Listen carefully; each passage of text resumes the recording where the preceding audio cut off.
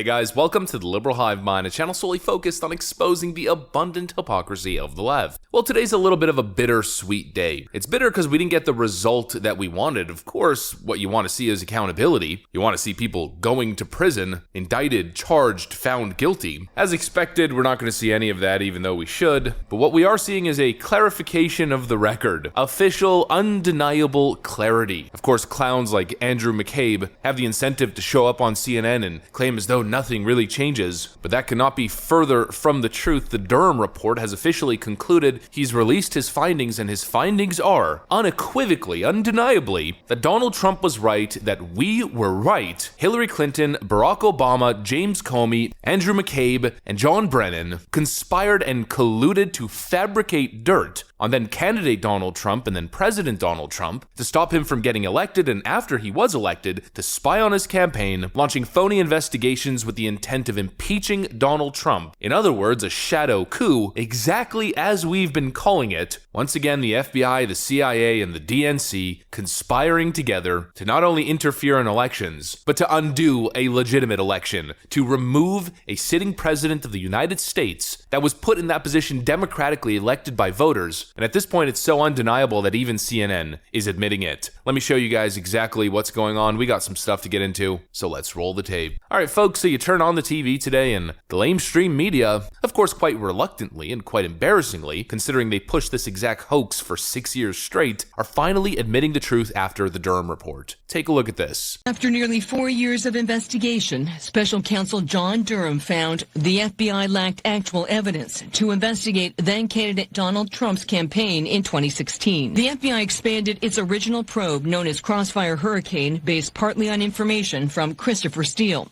Steele, a former British spy, put together a research dossier alleging possible misconduct between then-candidate Trump and Russia. Durham found investigators did not and could not corroborate any of the substantive allegations contained in the Steele reporting. Inspector General report, and I'll read you just a part of it, of John Durham's conclusion. He says, based on the review of Crossfire Hurricane and related intelligence activities, we conclude that the department and the FBI failed to uphold their important mission of strict fidelity to the law in connection with certain events and activities described in this report. Regardless, the report is now here. It has dropped.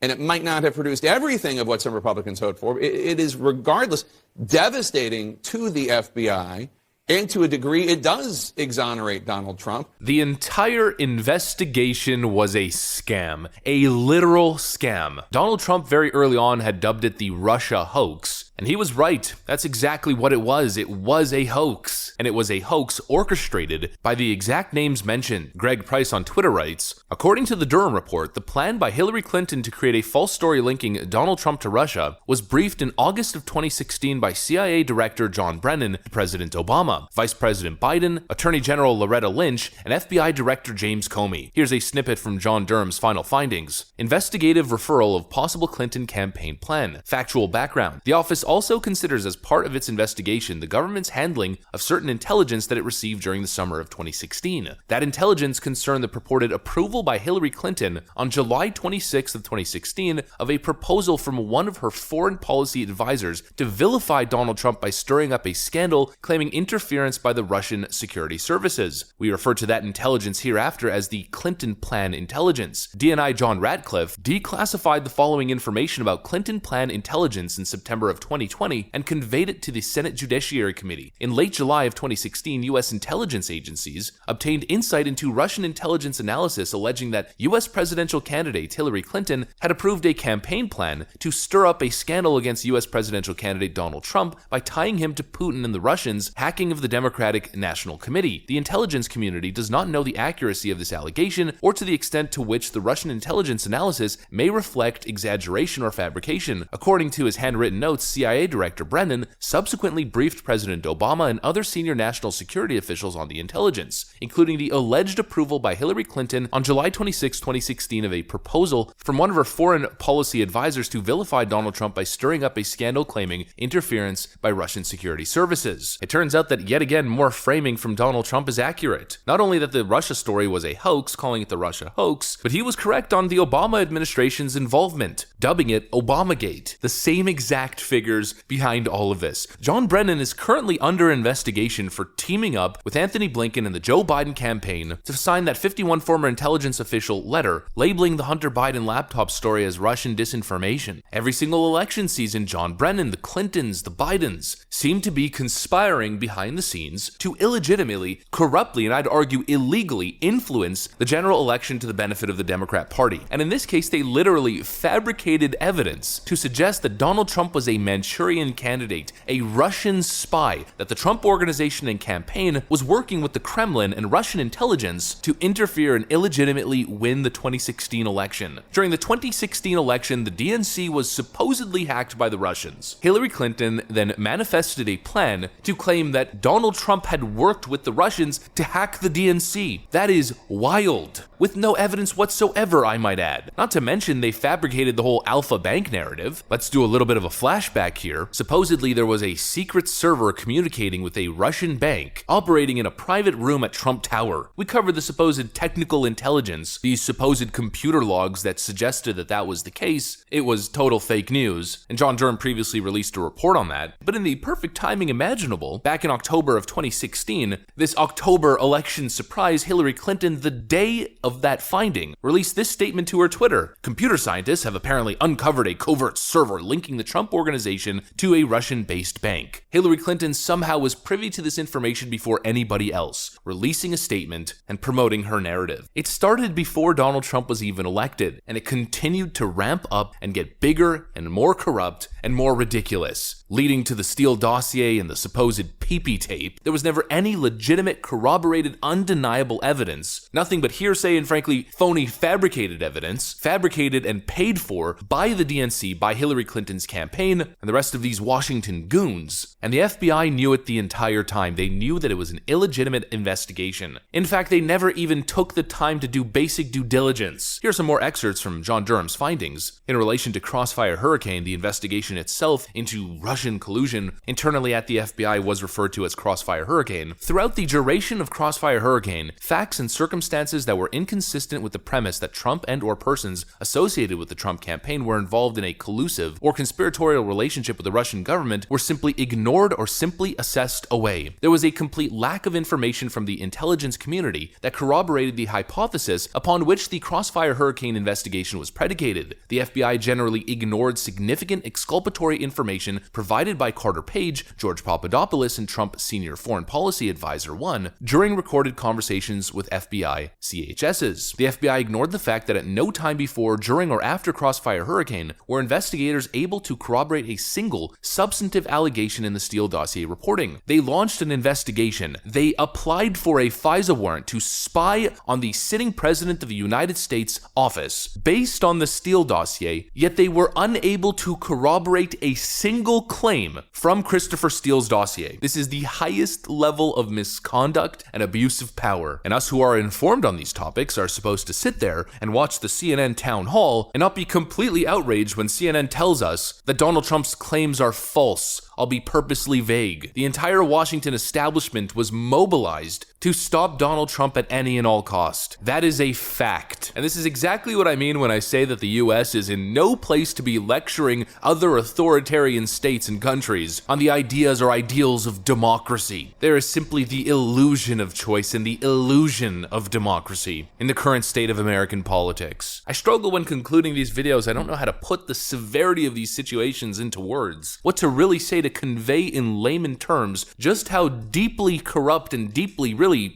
up this is. These people are legitimate criminals, abusing their power in the federal government to subdue the will of the voters. I mean, wake up, people. You don't live in a free and fair country. Corrupt elitists are really pulling the strings behind the scenes. That's what I got for you guys. Hopefully you enjoyed it. If you did, make sure to leave a like and possibly subscribe to the channel. Of course, you know that we'd love to have you here. Thanks for watching, friends, and I'll see you on the next one.